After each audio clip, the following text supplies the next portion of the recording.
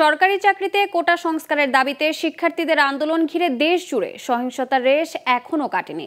এমন পরিস্থিতিতে ভাটা পড়েছে প্রবাস থেকে পাঠানো রেমিটেন্সে। বাংলাদেশ ব্যাংকের হিসাব বলছে 19 থেকে 24 জুলাই 6 দিনে দেশে প্রবাসী আয় এসেছে $7.80 লাখ। অথচ চলতি মাসের প্রথম 18 দিনে প্রতিদিন গড়ে প্রবাসী আয় এসেছে $7.90 লাখ। 6 দিনে আসা রেমিটেন্স একদিনের চেয়েও কম। বিস্তারিত জানাচ্ছেন তরুণ বেগী।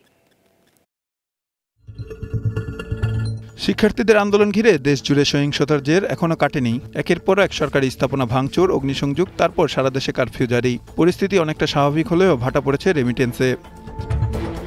19 থেকে 24 জুলাই 6 দিনে দেশে প্রবাসী আয় এসেছে $7.80 লাখ। অথচ চলতি মাসের প্রথম 18 দিনে প্রতিদিন গড়ে প্রবাসী আয় এসেছে $7.90 লাখ। অর্থাৎ 6 দিনে আসা রেমিটেন্স একদিনের চেয়েও কম। বাংলাদেশ ব্যাংকের প্রবাসী আয় সংক্রান্ত হালনাগাদ প্রতিবেদন থেকে এমন তথ্য পাওয়া গেছে। বাংলাদেশ ব্যাংকের কর্মকর্তারা জানান, যদি কেউ বিদেশ থেকে প্রবাসী আয় পাঠান, ব্যাংকগুলো তা 24 ঘন্টার মধ্যে পরিশোধ করতে বাধ্য।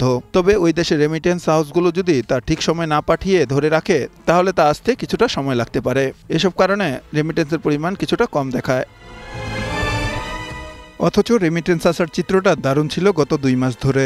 জুন মাসে $254 কোটি রেমিটেন্স পাঠিয়েছেন প্রবাসে থাকা প্রায় 1.5 কোটি বাঙালি, যা এক মাসের হিসাবে গত 3 বছরের মধ্যে সর্বোচ্চ।